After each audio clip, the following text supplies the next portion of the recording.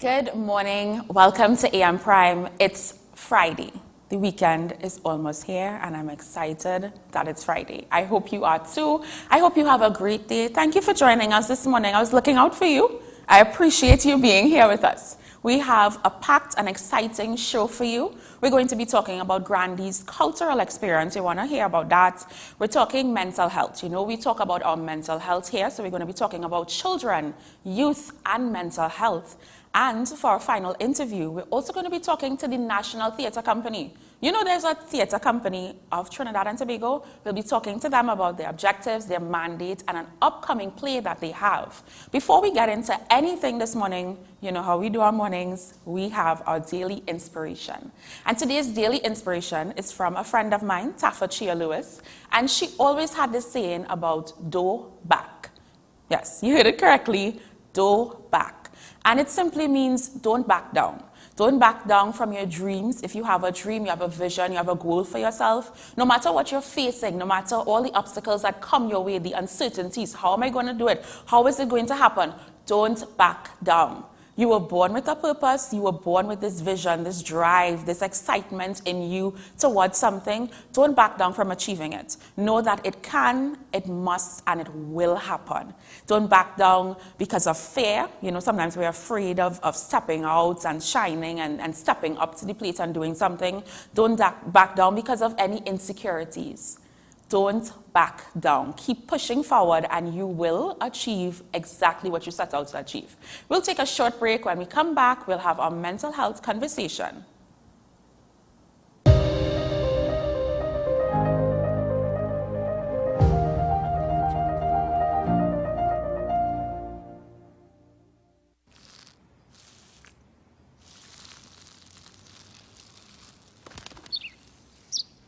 Maybe he landed here totally by coincidence. But if by chance he's admiring your fresh coat of Benjamin Moore soft sky blue, well, that's a pretty high compliment. Coming from an expert.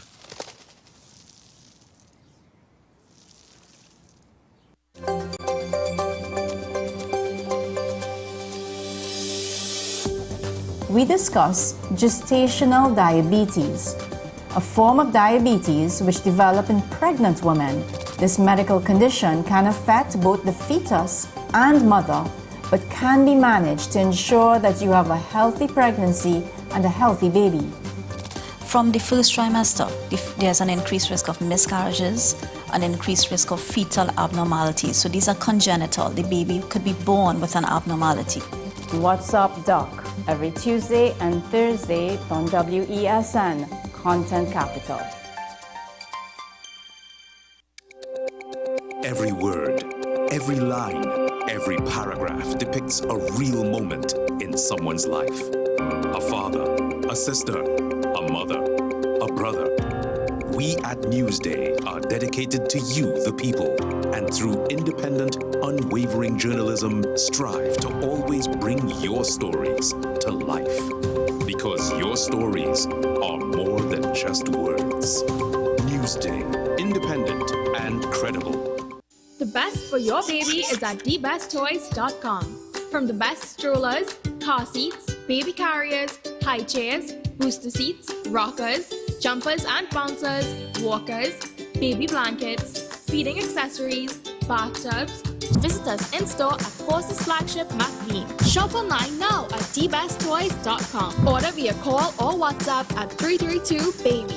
And remember, we have the best toys at the best prices.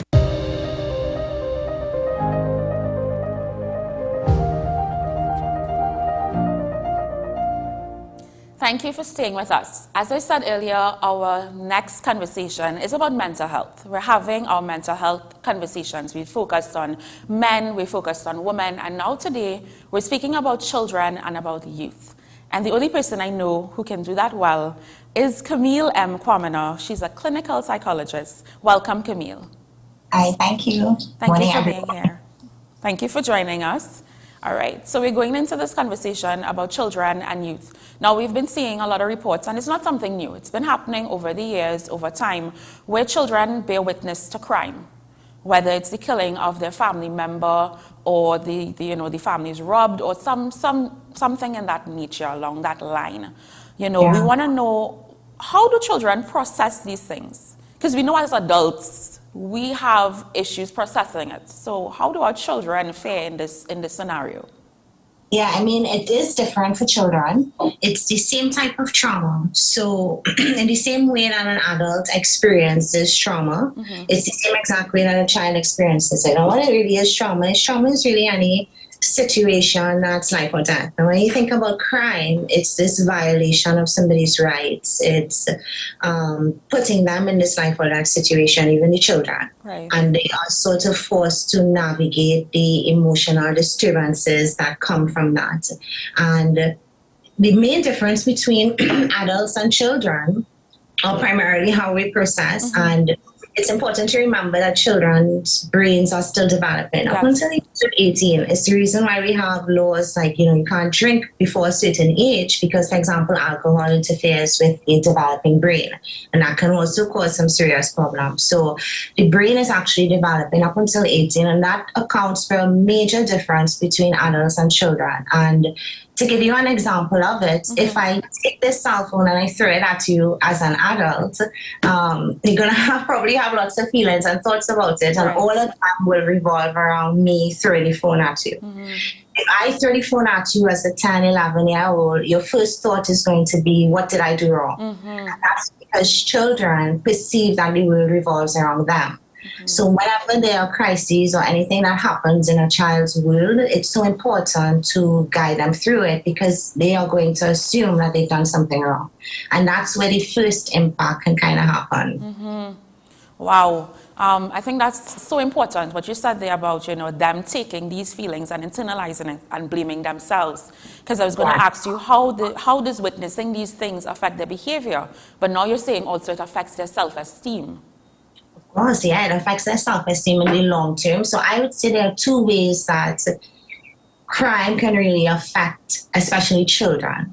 In the first instance, you have the short-term effects. So you have the immediate upset, the inability to focus, the sleep being affected, nightmares, anxiety increases. And then in the long-term effect, something really important happens during our childhood. Essentially, the way that you and I are now starts in childhood. Right. And how that starts is that we begin to, from the experiences that we have, formulate the answer to 3 questions. And the 3 questions are, who are we?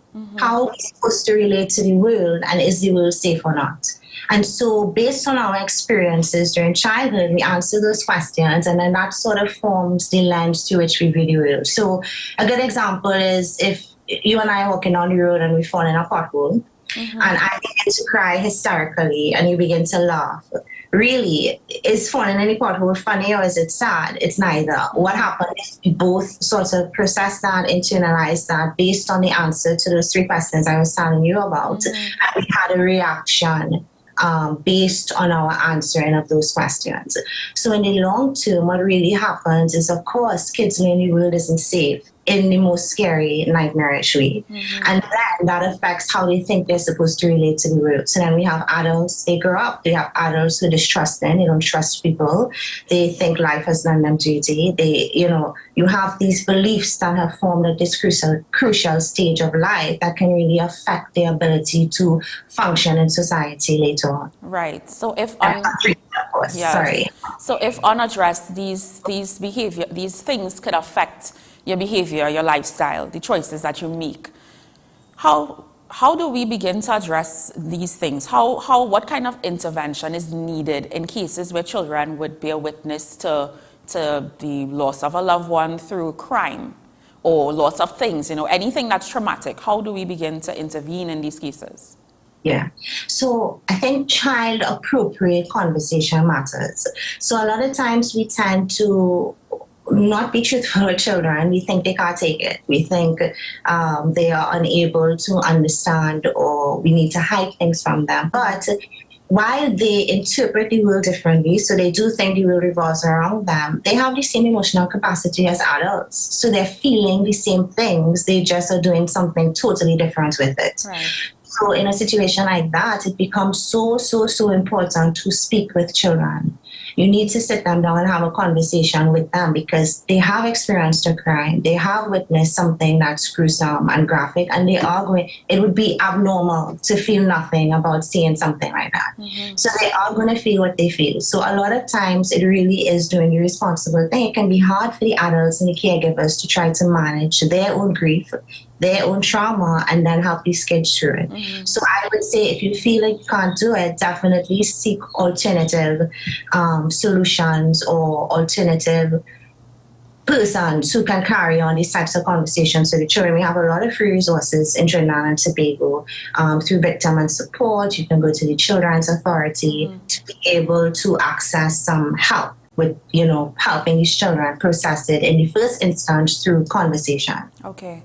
I want us to go into, therapy and what that looks like for children. But before we go to that, could the same be said for children who grew up in a household where criminal activity is the norm? They grew up seeing, loved ones engage in criminal activity, and that's kind of celebrated in a way. That's the lifestyle. Do these same effects happen to them? Yes, it is very possible. Of course, we can't predict 100%, but it would be the same thing as if you're growing up with parents who value academics. So whatever your parents tend to value, you learn very quickly. If your parents value academics, you're not going to bring a bad grade home. And if you do, you're mentally preparing yourself for the wrath that's about to be unleashed, right? It would be the same thing in a home where the values are slightly different. So in a home where a person is involved in a gang or they may be into drugs, there is a value on what we would say the criminal element or the, abnormal sort of social element. And when that becomes valued, there will be some contrasting information. So when the children go to school, they are going to see that their peers are different. They're living a different life. They're doing different things. But that doesn't necessarily translate into my way being maybe something is off with the parents, because like we were talking about earlier, children think the world revolves around them. So even when they notice those differences, it can be quite upsetting because the first thought is that, okay, so what's wrong with me? How come this isn't working out? And then when you start to think along those lines, I think it's natural to gravitate towards the persons who are, imposing the values on you or teaching you those values. And so it can actually draw you closer to those value systems because it's where you fit in and it's where you get rewarded when things go well, even though when things go well, it's not necessarily in a law-abiding way. Does that make sense? Yes, yeah, definitely. How can external parties such as the school, religious bodies, community groups lend support to children in both scenarios? Children who grew up in households where criminal activity is the norm, or children who have now experienced something traumatic because of crime? Yeah. So I think it's very important for these types of institutions to acknowledge it. I think a lot of times we don't acknowledge that there are children that are experiencing these things and we sort of skirt around the issue. So I think something like even a class once a week where we talk to kids, we let them know this is what is going on in the world. You are going to have choices to make. Sometimes the persons who have titles to you are going to do the things that feel wrong. They feel like, not good things to do. And it's okay to believe yourself, reach out, speak to somebody else. So I think education in the first instance, putting the information out there on that, yes, some of you are going to experience this. And yes, this is not legal. This is not healthy for you. And these are your options basically are important, especially in schools that are in areas where when the kids leave, it's in their face. You know what I mean? Yeah. Right there around now. Yeah, definitely. From a national level, what do you think, based on your expertise and your opinion, what do you think needs to be done? What more needs to happen, whether it's intervention for this or even in terms of before it happens, preparing the children, but from a national standpoint? Yeah, I think, interestingly, even from a national standpoint, we can do something like that in the schools straight through. And I think that can be something that we can actually make a curriculum sort of endeavor where it's mandatory. Some schools have religious instruction, once a week. Even in denominational schools have a denominational religious instruction. You take, your instructor based on your religion. And we can do something like that within the schools as it pertains to social well-being, especially where we know our figures in crime are so high. Yeah. And so, address that in the long term, because this is a long-term mechanism where we're really targeting the generation that's coming up to ensure that they are able to do things a little bit differently when they get bigger. So the interventions to me really have to come in terms of education, in terms of options, in terms of knowing that it's okay to be different from your family, or it's okay to not want to do those things, or to acknowledge that you can love them, but that they may still be. So it's really giving kids the information to process complicated and very intricate sort of adult situations. Yeah, definitely. Without giving too much away of your process, what would therapy for children entail? So we can talk about the process for sure, because I always find don't make it better for people to have an idea what they're signing up for, because it's very hard. Therapy is not an easy process, or else everybody would be walking around here healed and happy, right? True. And it's just up such stuff that it can be very difficult to sometimes stick through the process. But therapy for kids can look a little bit different from therapy for adults. There are many different types of therapy for kids. There is, for example, play therapy. So that's a type of therapy where you come in, there are lots of toys, and when the kids begin to get down into play is really where we see what their world is like, because kids sort of mimic their reality even when they're playing. So that's one example of therapy that can be done with kids. With kids, it's a little bit different because they are extremely transparent.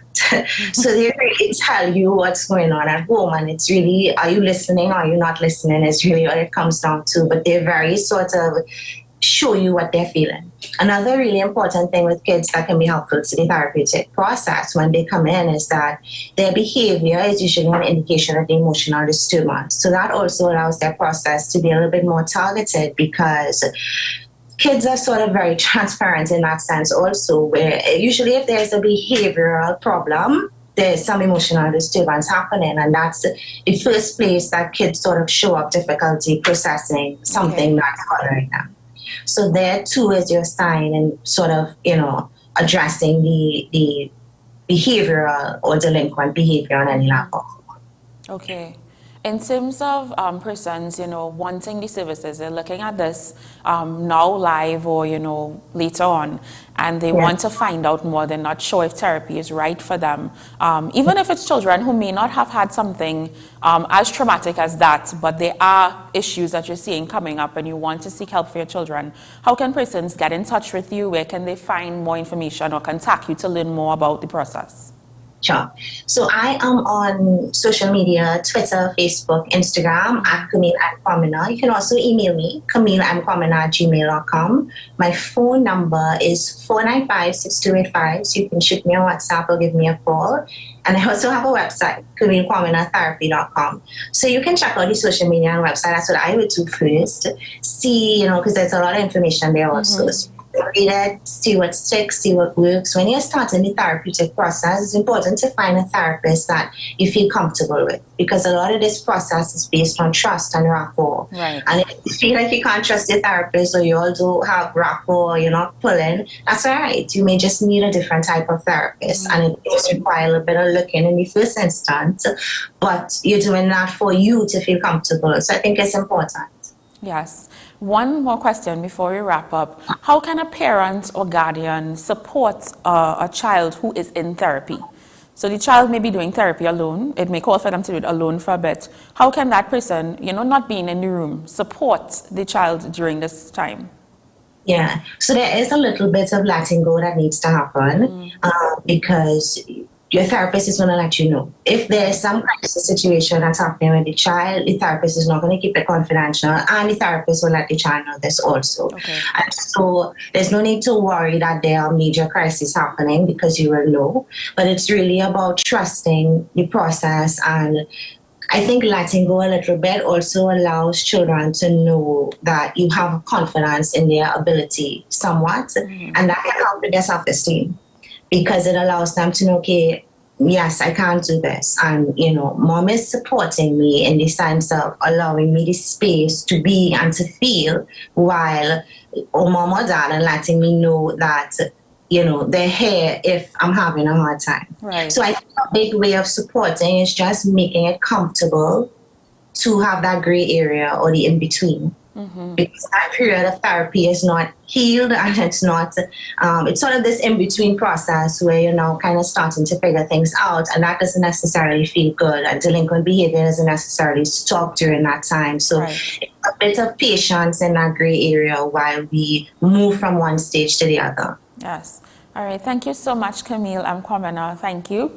This has been our mental health conversation. We take a short break. When we come back, we have lots more in store for you. Stay with us.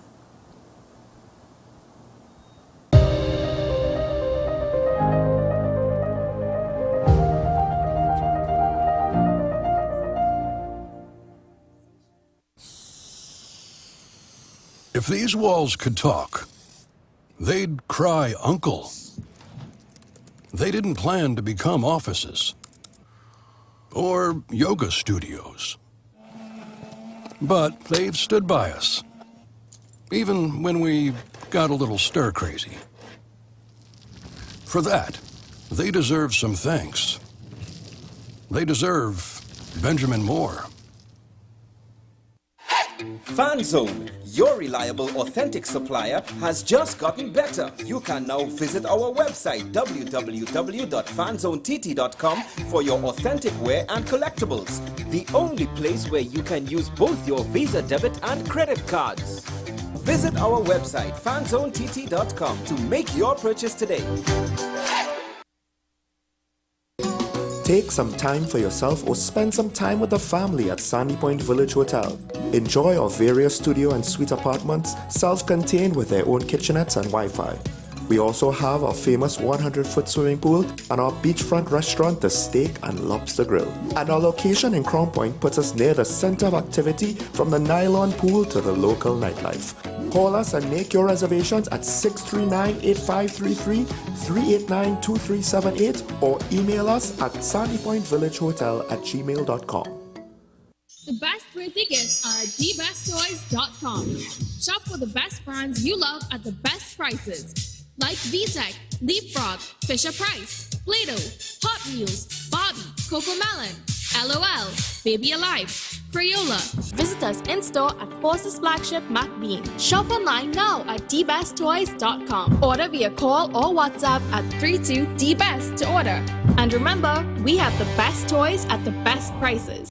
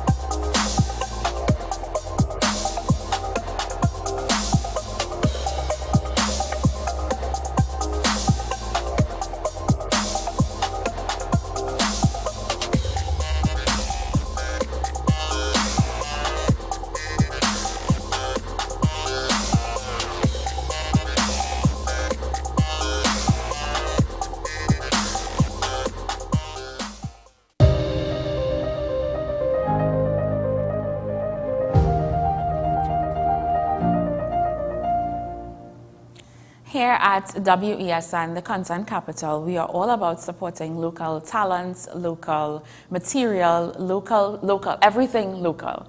And so we're going to our watch this, and once again, we're celebrating the talents from our shores. This is Issa with his song Pictures, and it's with the Lightbox TT series. Let's watch.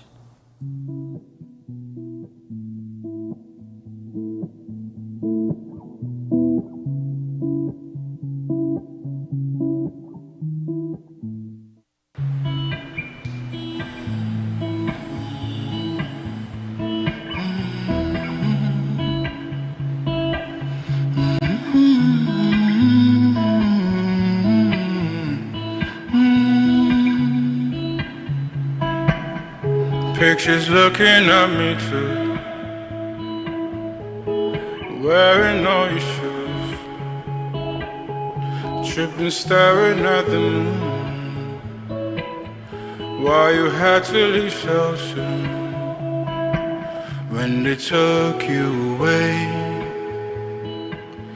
the pain had stayed more than 1,000 days. Never walked away, and the feeling you gave me remains.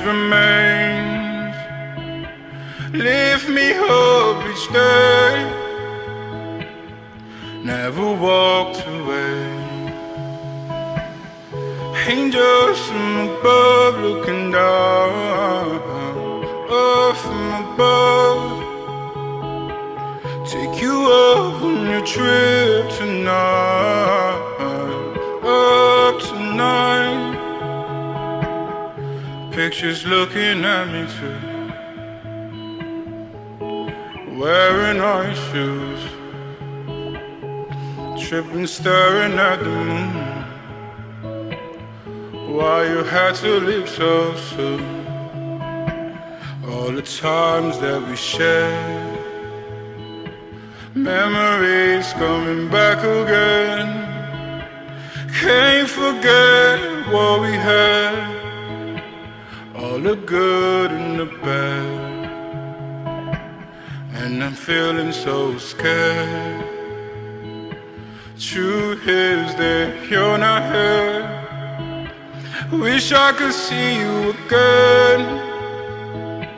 Just say when and where. Angels from above looking down, from above. Take you up on your trip tonight, up tonight. Pictures looking at me too, wearing all your shoes, tripping, staring at the moon. Why you had to leave so soon? Angels from above looking down, from above. Take you up on your trip tonight, up tonight.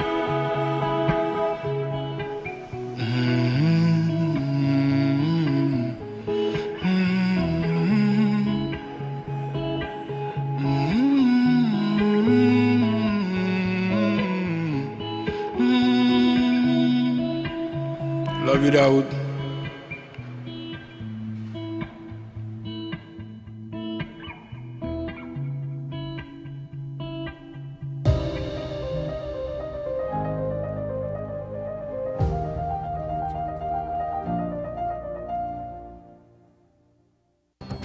The issue, the continued rise in the price of flour and its impact on the cost of living in Trinidad and Tobago. How should we go about it? I want to ask you, what has been revealed to you about the state of vulnerability in the country because of this exercise and because of what we're going through? Is the government losing the war on the vaccine front? The discussion should revolve around the common good for the greatest number of people in Trinidad and Tobago. How do we inculcate a sense of respect and regard for people who may not be of your own political ilk or persuasion? The communities are now being used by political opportunists. So when the tables are turned, it's the same way. Okay, this has been 10 questions. I'm Andy Johnson, and we'll see you next time. Is it politics? What is it? Is it that nobody cares about sports? The kind of support that sport used to get in the past is no longer here. The thing is, taking a knee doesn't mean that that's the only thing you're doing now. Right. Taking a knee along with other stuff. Samantha, what are you looking forward to when you return home to Trinidad and Tobago after winning the title? Thank you very much for speaking it into existence. Is there no pressure on Nicholas Paul? It makes me more motivated to work hard and to go out there and rep the red, white and black. Why are we sending a team to the Winter Olympics? There are a number of Trinbagonians who are in the diaspora and have grown up in winter sport. It's an opportunity that the Trinidad and Tobago Olympic Committee will not close the door on. I also believe in the players that we have. Once you can motivate the players, you can get the best out of them.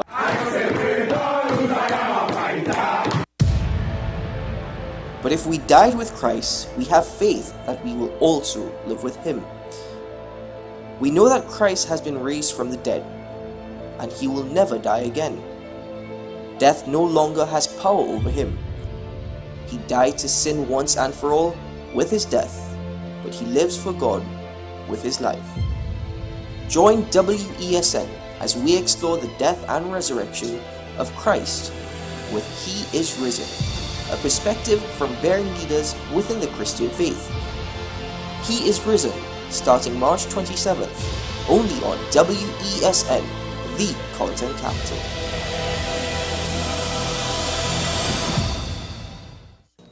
What's the best way to grab the attention of viewers? Please exercise more patience. You have to be kidding me. Doing what we do best. I'll say at the very least it's a conspiracy of laziness against the people. Join me, Keaton Shaw. And me, Sean Michael Small, for Talking Point. Weekdays from 8 a.m. to 9:30 a.m. We go in depth on the trending issues and engage the most controversial newsmakers as we get them to account to the people for their actions. You can't go to the government with nothing. You can't go to cabinet with an empty hand, with a wish. I'm glad that we're having this a sober, mature discussion. In the present situation, I expect a continuation of the chaos. Join us for the discussion, Mondays to Fridays, only on WESN, the content capital. With society plagued by a host of issues, with debates surrounding our urgent concerns falling short, with questions of our future not always being answered, the conversation continues. Join me, Kemuel Pascal, as the voice of the youth comes to life. We will confront the controversial topics of today's world to gain answers that are key for a better tomorrow. One and One with me, Kemuel Pascal. Wednesdays at 10 a.m. Only on WESN, Content Capital.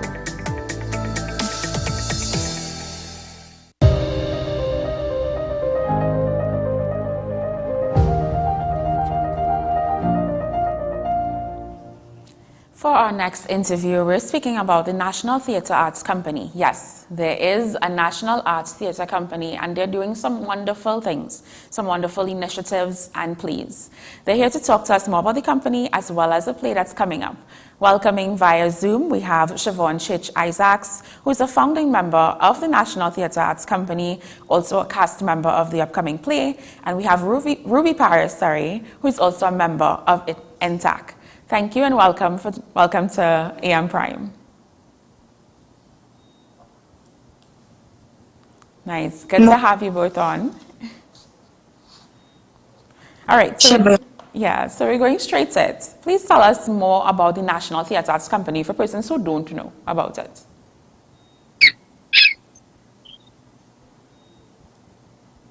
Siobhan, your mic isn't on. Yeah, I think you're muted, Siobhan. Right, I'm sorry about that. That's okay. Girl, it's early morning. I know, and it's technology, people. You know how it is with technology. It happens. Yeah. So the National Theatre Arts Company, we started about 9 years ago, 2014 in August. And we started with 13 members. And we've been functioning ever since. We've worked with people like Ralph Campbell, Miss Gemma, who else again? Sorry. But those were the people who started with us. Right. Gemma Redmond, sorry. So Gemma Redmond and Ralph Campbell is who we started off with when the company started. And yeah, we're still here. A lot of people doubted us, but we are still here and we're standing strong. We have such amazing members. So many members have passed through. But what I will say is the members that we have right now are really strong actors, thespians. They're absolutely amazing. The energy and the vibe and the artistry that you get from us is truly remarkable. And yeah, all our plays are very well received. And I am more than positive when you come to Gene and Dinah, they're going to really, really enjoy this cast. Nice. Before we get into this upcoming play, which I'm excited to learn about, tell us about in terms of the mandate for the National Theatre Arts Company. You know, since inception, 9 years is a long time. How were you able to see the developments and growth of theatre arts in the country, you know, based on the work that you all have been doing? Well, the thing about it is the National Theatre Arts Company consistently works. Unlike other organizations who may just do shows ever so often, we are continuously working all the time. So this is actually an 8-hour job. It's not like you have a show, you just come for 3 or 4 hours and then you leave, and probably it happens 2 or 3 times through the week. And because we are constantly training, I feel as if it's actually in our bodies. So certain things come to us so naturally, and it helps with the development because you're constantly training all the time. And you see it because when a member first starts and where you see they are now probably 9 years later or 5 years later or 3 years later, 2 years later, you see the growth, and it's so remarkable to the point where, you know, somebody may know a particular actor or actress and they say to themselves, wow, this person has really changed. Wow. I'm watching their presence on stage and this is not the same person I've been seeing. And I think what works for us is the fact that we're continuously working all the time. We work from Monday to Friday, 10 to 6. Right. So it's not just something that we do, because, you know, people, the perception is theater arts, you know, it's a performance, but it's a lifestyle. It's a job, it's a career. Tell us in terms of the landscape, the national landscape in this country, is our culture still into going to see plays? I know that's something that used to be really big, but are you still seeing the interest of persons wanting to come to see, you know, a performance on stage? I'd let Ruby take that question. I think we have to consider that theatre is one of the oldest practices in the world. Yes. So you have maybe carpentry before that, but theatre is always going to live on. Having an audience will always be something that exists. And the faces of that audience will change as time goes on. Even in the age of technology where things seem to be replacing others, because theatre is a living and breathing space, you will always have people who need to see and be in that space and live in that space. Like, there are no robots for actors. Like, you have to show up and get the job done. So the faces of the audiences have changed, and it will continue to change as time goes on. But theatre itself and the space of theatre will always have life. Okay. All right, great. So in terms of this presentation that's coming up, you know, Gene and Dinah, it's Tony Hall's classic. Why was it important to honor Tony Hall in this way? Well, for one thing, it's a classic and it's Tony Hall. Another thing, I do believe that this is one of the more challenging Caribbean plays that for an actor to do. You know, Gene and Dinah, it's not a happy story by any means. Yes, I would consider it a dramedy, a drama comedy, but it's not a story that you go into with the expectation that it's going to keep you on that feel good. You know, it's a traumatic story, and it's a story about 2 sex workers who are out of their prime, and they are retelling their journey and understanding and unfolding that trauma, and trying to hold each other accountable for the wrongs that have been done in that journey. So it's not by any means a play that you expect to go to and you're like, I'm just going to laugh for the entire time. There are funny moments because it is innately a very Caribbean, a very Trinidadian play. Right. A very Trinidadian play. Like, we do have a culture of picong where we laugh at things that are very, very serious. And as it moves on that kind of rhythm, the more stories that are told, the more you realize that these people are living through their trauma and masking it with comedy. which is a direct reflection of what we do as Trinbagonian people. Yeah. Do you think that the topic of the play is something that needs to be ventilated a little bit more? That is something that we don't necessarily talk about? Oh, one. Yeah, a lot of the. But no problem. A lot of the issues that we and the topics and the things that happen in the play, I'm pretty sure that each and every person would be able to connect with it in some sort of way, because if it didn't happen to you, it may have happened to a friend, it may have happened to a family. And that's the thing about theater. We reenact real life, you know what I mean? And sometimes when we do this, there's a thing with Trinidadians, certain topics, like whether it be rape or a killing, we tend to laugh. And a lot of times when we do plays and we have these things, the same people who were affected, you would see them laughing at that particular thing. And I guess that's the way how they would deal with it. Right. An experience that would have happened to them. And I think it's just a Trini thing, where certain topics we tend to laugh at. And that's how we deal with our trauma. Yeah. So yeah, definitely people will be able to identify and connect with it. Some people will be uncomfortable, but that's theater. Yeah. So yeah, I don't know if Ruby want to add to that. Yes, just to piggyback on what you're saying as well, and adding to a previous question that you asked about why we thought to honor Tony Hall in this way. As a playwright, what Tony Hall has mastered is being able to identify archetypes in Caribbean culture that links to our traditional characters. So, in a way, you will always find parts of yourself in this play. Traditional characters are part of who we are as Caribbean people, as Trinbagonian people, and it's very special to Trinidad and Tobago to be able to see, oh, in this moment I feel baby doll energy, in this moment I feel Jamet energy, in this moment I feel Peregrinaud, Midnight Robber, and that's deliberate. There's nothing about that that's by accident. Because when we leave home, we, whether consciously or not, we kind of embody these characters throughout the day. And those archetypes that I think make this play such a classic. A classic. And be something that lives on in Trinidad and Tobago's culture, theater culture. You know, speaking about embodying these characters, how do you both get into character? What sort of work goes into being able to take on the life of this character that you're now tasked to play? Well, we've been doing a lot of research.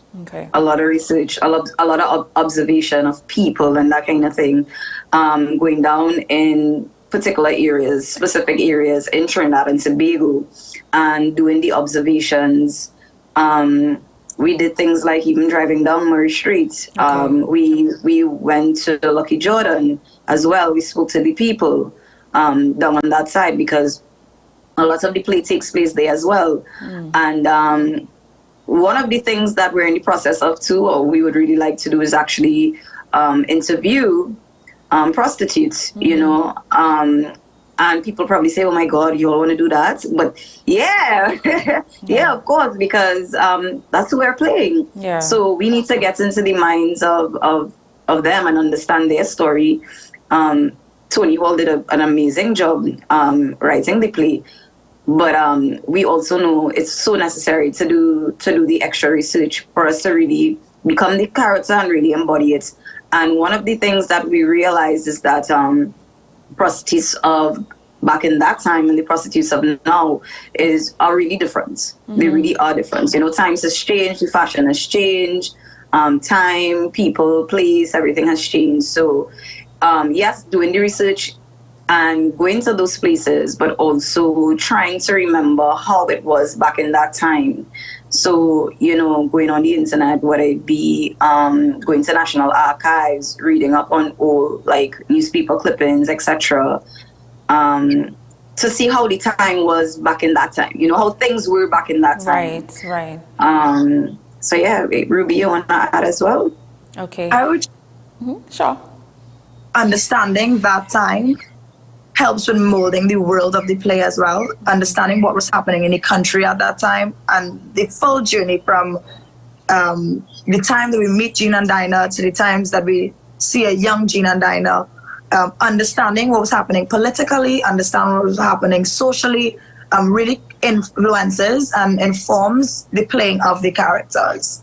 Outside of that, we would have just personally done like voice work or physical work, like change your topography, because trying not to look like yourself.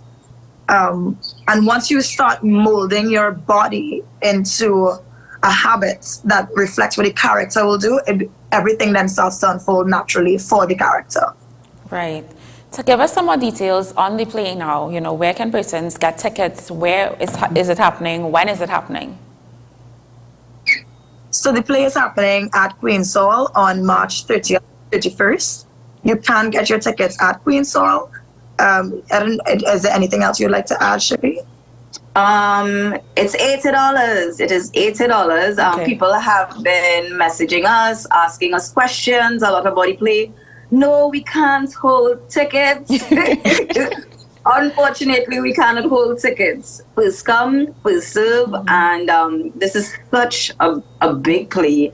I know everyone is looking forward to seeing it, and also it's a play that hasn't been done in quite some time. So I know people are really, really looking forward. So you all really need to go come and you all really need to get your tickets. You really need to go get it.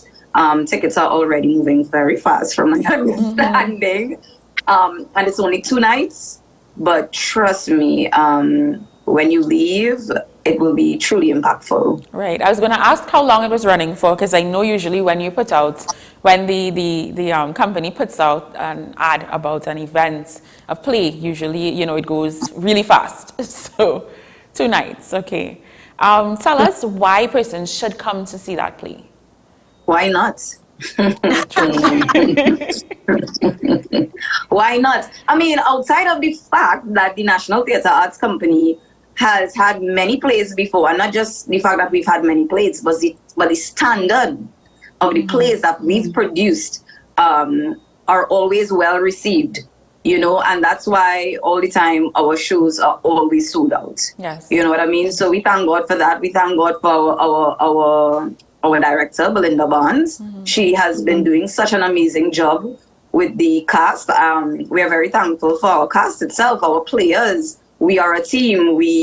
There's a natural synergy that happens between us, and we have some of the most talented actors in the National Theatre Arts Company. A lot of people know them from the Peony and the Kern Samuel and Chanel Connell and Sintaiki Bishop, and we have Patty and Ali. A lot of names that people would know, you know, and their work speaks for itself. Yeah. You know, so come out and support theatre. Yes. Support theatre. Remember, we were down for some time, you know what I mean? So let's perform, let's come out and support the arts, which is very important. Yes. One more question before you leave, and this is more concerning theatre arts itself. We have a lot of students, a lot of children who, you know, see, you know, performances on stage, you see persons acting in shows, and they want to aspire to be like that. But they may not necessarily know that it can be a career. What advice would you give to them, those who are hearing the interview? I mean, they can't see this play because it's for adults only, but in general, in terms of, you know, understanding now, okay, there's a National Theatre Arts Company. This thing is serious. What advice would you give to them? Okay. Challenge yourself. From now, it doesn't matter what trajectory your life takes. If you think theatre is your passion or acting is your passion, from now, challenge yourself. Record yourself doing monologues, watch it over, give yourself feedback, give yourself critique, ask people for feedback, post it online. I mean, if anything, the pandemic has shown us that nothing is inaccessible. Yes. You can do everything through social media. Create short films, write. You see, journaling as an actor, it is a huge strength and not to be taken for granted. Write your innermost thoughts, and that in itself becomes a monologue. That in itself can spark a play. That in itself can spark a production. You see, what people forget is that Trinidadians were naturally storytellers. Yes. And storytellers, we are naturally actors. Once somebody's paying attention to what you have to say, that's an audience and you're a performer. So share your stories and take the leap. Forget about what people have to say. That's their limitation on your capabilities or your how far you could reach. Why not go for the best? Why not shoot for the stars? Why not give yourself the best that you deserve? And the best starts with believing in yourself and challenging yourself to see how far you can expand. You owe it to yourself. Yes, well said. Thank you so much, ladies. This has been Ruby Paris and Siobhan Chich Isaacs, and they've been telling us about Gene and Dinah, the upcoming play of the National Theatre Arts Company. Go get your tickets. Where can persons find you on social media if they want to learn more or find out where they can get the tickets? Where are you on social media? So we have our Instagram, which is the National Theatre Arts TT. Okay. Right. Be sure go follow the page. We're on Twitter as well as ICNTT. Yes. And we're also on Facebook. So all you have to type is the National Theatre Arts Company of Trinidad and Tobago, and you will see us. And it's very up to date. It's all the updates are there as to even like behind the scenes of rehearsals, and it's really nice. And you see us having a fun time too as well. Nice. Because that's all part of the work. Theatre is fun, you know what I mean? So yeah, be sure, like the pages, follow us, and come to this show, March the 30th and the 31st. $80, Queen Soul, get your tickets now. Nice. Thank you very much, ladies. All the best with your performances. Hoping to catch it as well, too. All right. Yes. We take a break. When we come back, we have lots more in store, but we go to news first. See you on the other side. Bye.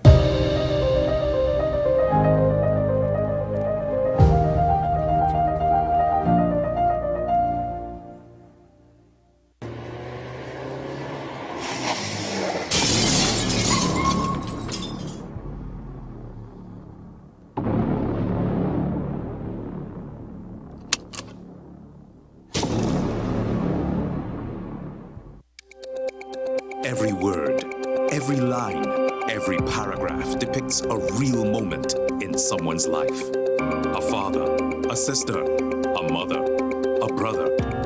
We at Newsday are dedicated to you, the people, and through independent, unwavering journalism, strive to always bring your stories to life. Because your stories are more than just words. Newsday, independent and credible.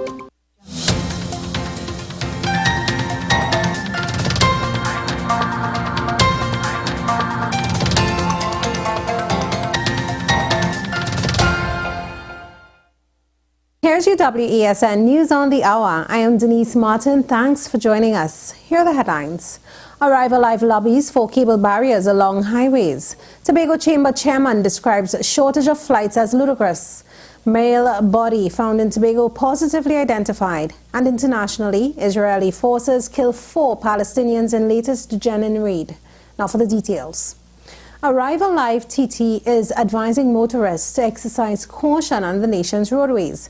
This comes as 2 more road fatalities were recorded over the weekend in Tobago and a crossover collision during the last week in the vicinity of the Freeport flyover.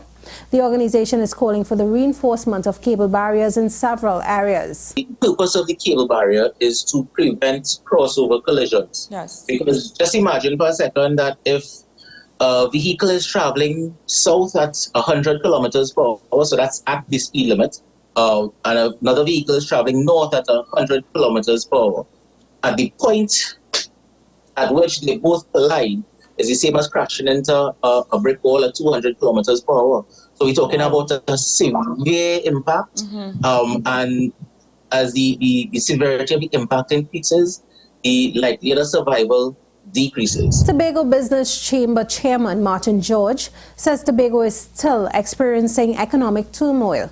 Speaking via WESN's Talking Point, Mr. George said that businesses continue to reel from the pandemic. We are still seeing the effects of the pandemic in terms of the fact that some of the businesses have not recovered, some have not even been able to restart at all since the pandemic. So So it has been challenging in that regard. And I mean, you also recognize that in terms of the THA, which for many Tobagonians is the largest trading partner or business entity that they do business with, the THA has also been constrained in terms of its own finances. So therefore, in those circumstances, we have seen some persons not been able to maximize in terms of their business arrangements. He said there is also the issue of the shortage of flights from Trinidad to Tobago. It is absolutely ludicrous that you have a scenario where the last flight out of Port of Spain is 8:30 p.m. That's absolutely untenable. It makes no sense whatsoever, and there's no real justification why that is still so. The body of a man that was found in Tobago in early March has been identified. The deceased was positively identified by a relative as 39-year-old Rishi Reni Kodai, formerly of Manuel Congo, Tumbuna Road, Arima, and most recently residing at Arnos Vale Road, Plymouth, Tobago. Investigations are ongoing into the circumstances surrounding the death of Mr. Kodai. In international news now, an Israeli army raid has killed 4 Palestinians, including a teenage boy, near the occupied West Bank city of Jenin, Palestinian officials have said. The raid, the latest since Israel intensified such operations in the West Bank last year, was carried out by undercover Israeli forces who broke into downtown Jenin. The Palestinian state news agency Wafa quoted the ministry as saying the Israeli army said that security forces are currently operating in the Jenin refugee camp. Well, that was your news to the hour on WESN. I am Denise Martin. Thanks for watching.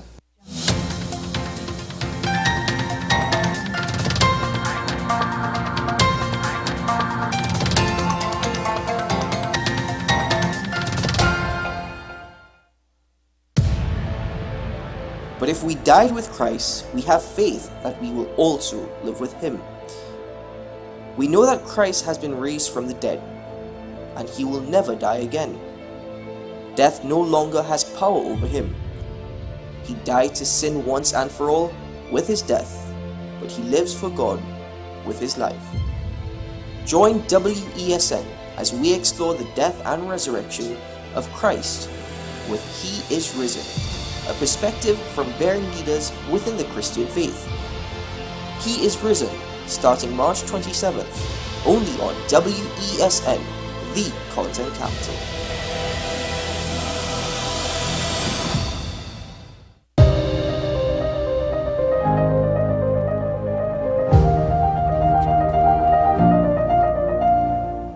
Thank you for staying with us. This is AM Prime. It's Friday. We're counting down until the weekend.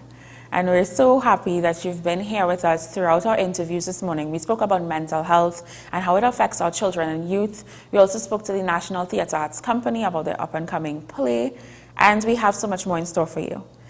As usual, when we start our show, we have our daily inspiration. And I just wanted to remind you, for those who are now joining us, our daily inspiration today is "Don't back." It's a saying that a friend of mine, Tafa Chia Lewis, always says, "Don't back."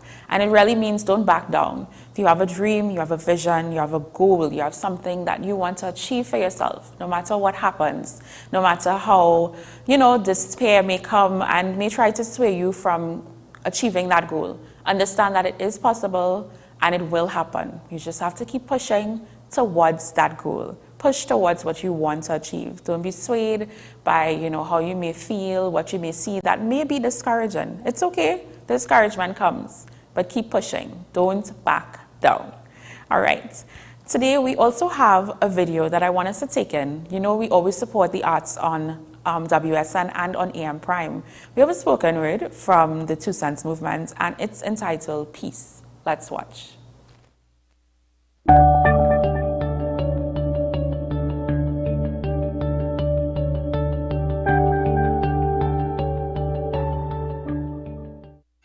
This is my 2 cents for change on peace.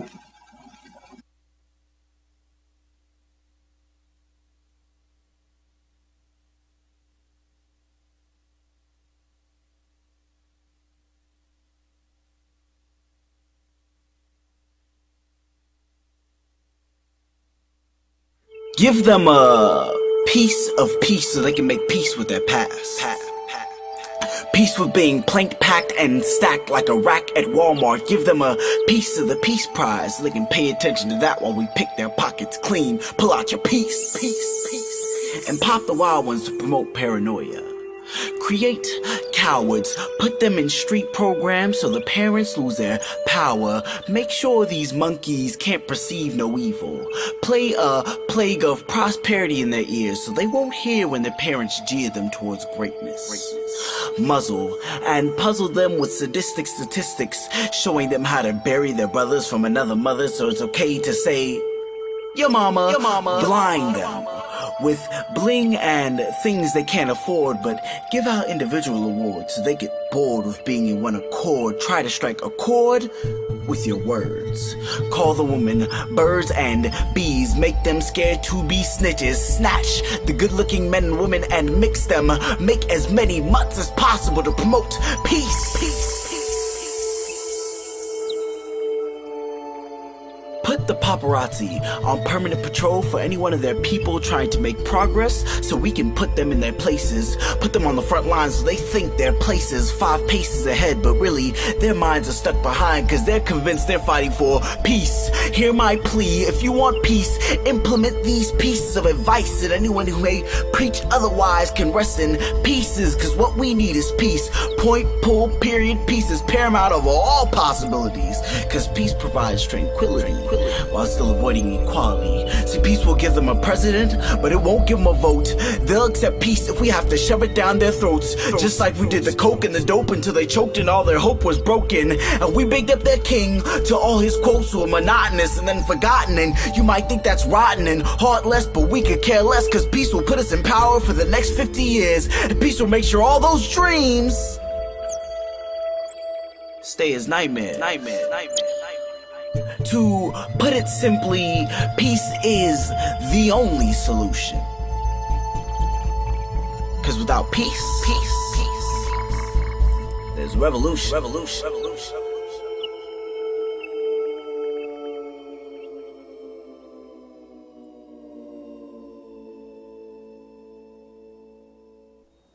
Wow, such a powerful spoken word by the Two Cents Movement there for their 2 Cents for Change project entitled Peace. We take a short break. When we come back, we have a throwback for you. It's Flashback Friday, a throwback on a Friday.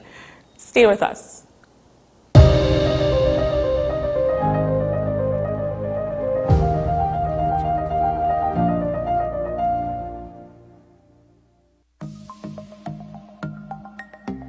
Knowing how to tell authentic is as easy as 1, 2, 3. Find it, match it, search it. Step 1. Find the style number on the tag. Step 2. Match the style number inside the jersey with the number on the tag. Step 3. Search it. A quick Google search of the style number will verify the jersey is authentic when the search results match the jersey being searched. Don't be fooled by counterfeit jerseys. Before you buy, remember to find it, match it, search it. Fan Zone, 2 locations nationwide. Center City Mall, Chaguanas and Movietown, Port of Spain. Nationwide delivery available. The best laptops and tablets are at dbesttoys.com. Get a Gateway 14.1-inch Ultra Slim notebook or an HP 14-inch laptop at the best prices in TNT. Get the Fire 7 tablet for $474. You can also shop the latest Amazon Fire Sticks. Call now at 32-DBEST to order or visit us in-store at Forces flagship MacBean. Shop online now at dbesttoys.com. Free delivery available throughout Trinidad and Tobago. Cash or links on delivery.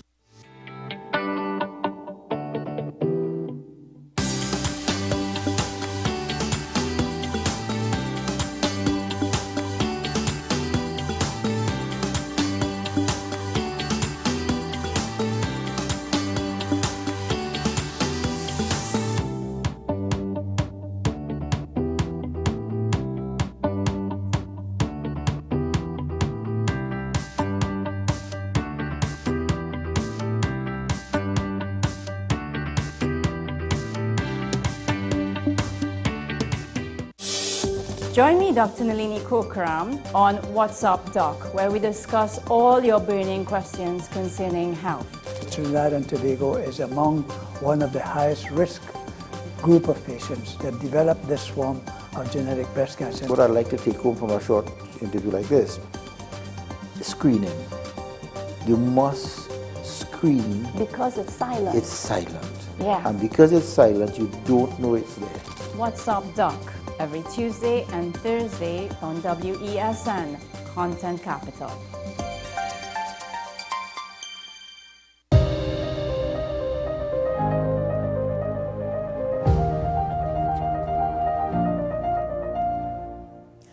Remember I was telling you about our Flashback Friday? Right. So the SCA examinations are fast approaching, and we think it's really important to focus on this topic, focus on helping our students get to the examination in one piece, not just academically, but mentally, making sure that they're motivated, they're inspired, and they're ready to perform to the best of their abilities. We had a wonderful conversation last week with Garlene Hicks, who's an educator, and she talked about an initiative she has on social media to help children, parents, and teachers get prepared and motivated for the SCA exams. We're going to toss to that video. Let's watch, and when we come back, we wrap up today's show. Stay with us. Now, we know SCA is a major exam here in Trinidad and Tobago and in the Caribbean. We know our young people are under tremendous pressure to perform well, to go into a good school, as we call it, a good school, and we'll unpack that in this interview. And because of that, we know that we need to inspire them, to help them, to motivate them. So our next guest has a wonderful initiative called Motivate Me to SCA. Joining us via Zoom is Garlene Hicks, an educator and student empowerment coach. Garlene, welcome. Good morning, Dominique. Hi. How are you? I'm good. How are you doing? I'm excellent. Thank you so much for having me. No problem. So let's unpack SCA. Now, SCA, from my memory, my own experience, SCA was a difficult time. It was a lot of pressure. Talk to us about that and you know, what these students kind of go through around that time. Well, of course, I mean, in my time, it was common entrance, so I'm probably giving out my age here.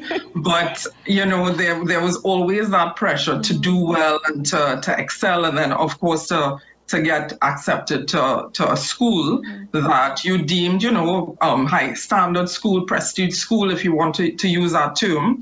And, you know, there was always that pressure to do well and to excel. So that in itself, there was lots of anxiety surrounding that. And I think today, you know, we've been seeing a lot of and hearing a lot of children who speak about the same level or maybe even more levels of anxiety that they experience while preparing for the examination. Yeah. So I think the pressure it's still on, very much so. Yeah. I mean, talk to us now about Motivate Me to SCA. You know, how this initiative came about, as well as, you know, the SCA John 100 initiative as well. Yes, so the Motivate Me to See it's I would say a second leg of the initiative. CJUN 100. CJUN 100, that really emerged from, it was a workshop that I conducted for SCA kids, and I realized that I wanted to reach more children. So the following year I decided the best way to possibly do that is to create a Facebook group. Okay. So that became CJUN 100, and that was 100 days of resources for children posted on Facebook so they can access together with their parents. And the C, SEA, really means, at least the acronym that I'm using, is self-emotion awareness. So the entire program, the Facebook group, when that started, every single day the students would be able to learn more about themselves, learn more about their emotions, learn more about their reactions, or how they can actually minimize anxiety and that sort of thing. So it was really just allowing the child to become more self-aware. So that was CJUN 100. Right. And I just wanted this to, you know, to impact students continuously. So I thought, you know what, with the assistance of some of my dear colleagues, they said, listen, we're going to create this into an ebook. So we created the ebook that children can have access to even after that June 100 Facebook group ended. Wow. So this is now sort of a spin-off this year, and I just changed the name a little bit, Motivate Me to See, but it's similar content. Yeah. And this one is on a shorter scale. So this one is for the month of March. The June 100 actually was 100 days. This one started at the beginning of March, and it's going to go until, SC is on the 29th. Right. So they have a month of these resources in this group. Yeah, so we definitely will get that information on where persons can access that Facebook page. But talk to us about the significance of becoming self-aware, especially at that age. Self-awareness, even social emotional learning. Talk to us about that. Absolutely. So social emotional learning, allowing a child to understand their emotions, understand how they react, understand how their bodies react, that is really crucial, and it affects so many different facets of life. It allows the child to be able to communicate a little bit more, to understand what they are feeling, and also to not be not be affected as negatively if they can understand what is happening, why they're experiencing anxiety, for example. Right. A lot of research has shown that, learning about yourself for the child also impacts their academic performance. So here we are sort of having a foundation that can also improve their academics, because they are not going to feel as overwhelmed or as anxious if they are aware of certain tools and techniques that they can use to minimize those uncomfortable feelings. And I think as adults, we go through anxiety, many of us, and it can be debilitating. So imagine for a child who is now under so much pressure for this exam, and they're not understanding what's going on and how they're supposed to cope. So this is really helping the child to gain awareness of themselves, and in so doing, they can regulate themselves, they can manage their emotions, and they can just all around be just happier children, and they can have a better learning experience even throughout this stressful time. Yeah, I'm really glad that you mentioned that aspect of it with children, feeling anxious. And us as adults have these same feelings too. As a child, parents, kind of say, well, children don't have anything to worry about. You don't have to see about all these things. You just have to focus on your schoolwork. Just focus on your schoolwork. But sometimes that's a really big deal. Talk to us about how receptive the parents were in the first leg of this before, to the learning resources that were posted, because I'm sure some of them are now, unlearning things and learning now how to cope and how to maneuver and navigate this life with their child. Absolutely. Well, when we did the June 100, I was so pleased that there were several teachers, and a few of them would have reached out to me, and they indicated that they were actually using the program within their classroom. And that was really one of my intentions, because as an educator myself, I know how helpful it can be to have additional resources. So there were teachers that reached out to me, and there was one occasion I actually popped into one of the classrooms and did a session with the children. So that was lovely. And you had parents also telling me how appreciative they were, because they were able to be a part of the process and engage with their children. And that is really one of the objectives as well of this program. I want parents to know that their role is crucial. They have a serious role to play, and they can also become involved in this journey.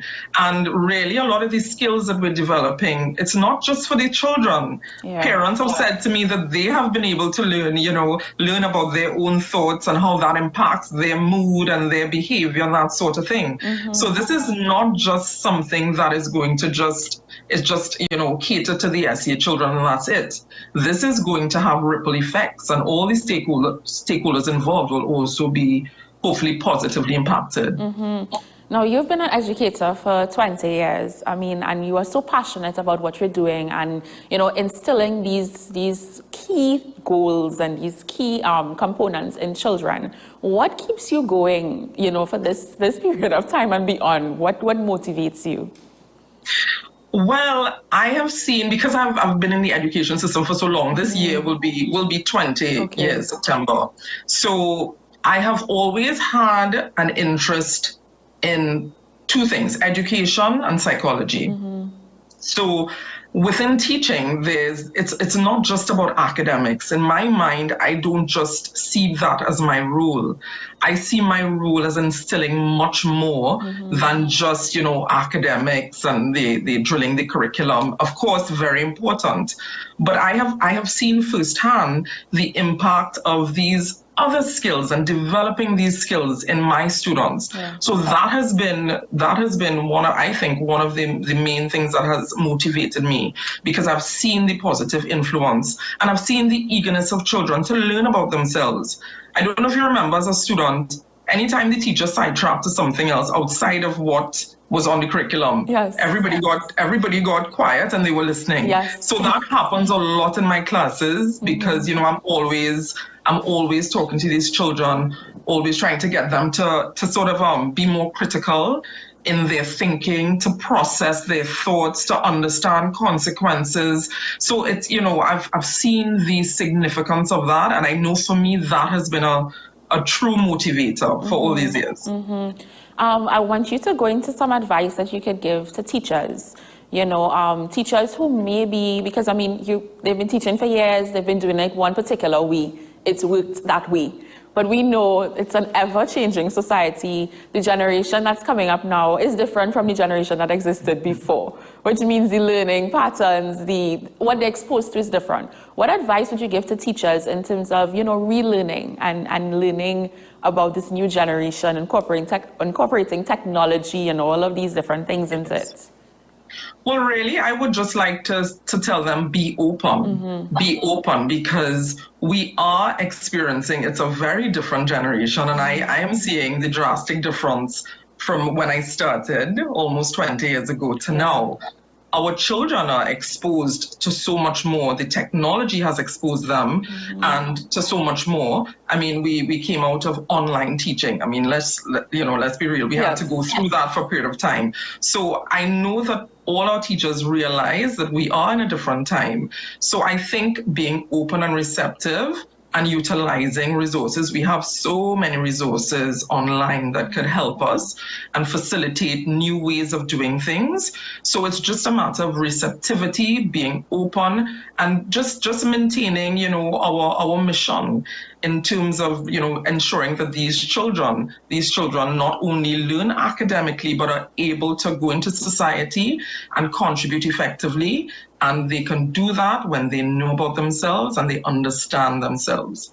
So that would be my advice. Right. In terms of parents and then children themselves, the children who will be doing SE, for parents who may, because sometimes you have parents, I remember in my year in SE, there were parents who would not have had knowledge of how to help. They may not be able to help with the maths or help with the English. Exactly. And you as a parent, you're supposed to be the person that's guiding and teaching and correcting, but you feel helpless. What advice would you give to them in terms of, being open to accessing external help, whether it's lessons, whether it's joining the Facebook group, getting help for themselves? What would you say to them? Well, again, as well, they too have to, be aware that maybe they may not be able to help with the academics or the math or whatever, but they can help their children in a much deeper way. And I think through this program, and again, also reaching out to, other resources where they're able to understand their children more, because I think a lot of parents, they too feel like there's this gap. Right. There's this gap between, what they know maybe themselves to be at that age and how their children are now. So I feel as if parents too have to be open to communicate with other parents as well. It'd be great if there can be that network that's fostered within the school, because we must have parents who feel much more comfortable. Maybe they can reach out to other parents who don't feel as comfortable, imparting the knowledge to their children. So I think it's important to be open and to be able to communicate those needs and not be ashamed about it, because not every parent necessarily will have that ability to assist their child academically. But I know for certain they can help their child as it relates to them developing their own sense of self. So this program, I think, could help. tremendously. Yeah. And before we go to where we can find this program on Facebook, this Facebook page, and join and get that support, what advice would you give to the SEA students? They're seeing that time is counting down, the exam is almost here. What advice would you give to them? I want to tell these children that they are and always will be worthy, and regardless of any examination that they are going to take, that is in no way a reflection of who they are and the important contribution they have to make to this world. So I want to encourage them and motivate them. I want to tell them that they will do well. They can think positively, visualize themselves feeling relaxed in the exam, understanding that there is life after SEA, and again, to know their worthiness, and that is really, really important. Self-love is also one of those topics within this program. So I want them to know that it's most important that they love themselves, and of course, their parents have to also impart that to them. So that would be my message, and anyone could locate the Facebook group, Motivate Me to See. That is for this particular Facebook group, and I could also direct them to the CJUN 100 ebook, which is at bit.ly/CJUN100, so they can locate those resources there as well. Nice. Thank you so much, Garlene, for joining us, for sharing. No, I did not do a wardrobe change quickly. That was our Flashback Friday feature, where we featured an interview that we did with educator Garlene Hicks on her initiative, Motivate Me to SEA. And it was such an important conversation to have, really to talk about motivating parents, teachers, and children on this road to SEA. We wish them all the best. SEA is coming up soon. We know that they're working really hard and they're going to see the results of that hard work. We have come to the end of today's show, and I just want to thank you for staying with us. Thank you for staying with us this entire week. This has been a fantastic week where we spoke about so many topics that are happening, current affairs, and around our community, around our nation. Before we wrap up, remember, if you are interested in doing an interview with us, you can reach out to us via email, amprimewesn@gmail.com, or you can call or WhatsApp us at 868-620-1331. That's 868-620-1331. I leave you with our final watch list for today, and it's a video of a performance with the Lightbox TT series by Ray. Ray is a local artist, and I told you already, we have so many amazingly talented individuals in this country. Take in this video, and if you like it, go on YouTube, check out the Lightbox TT series.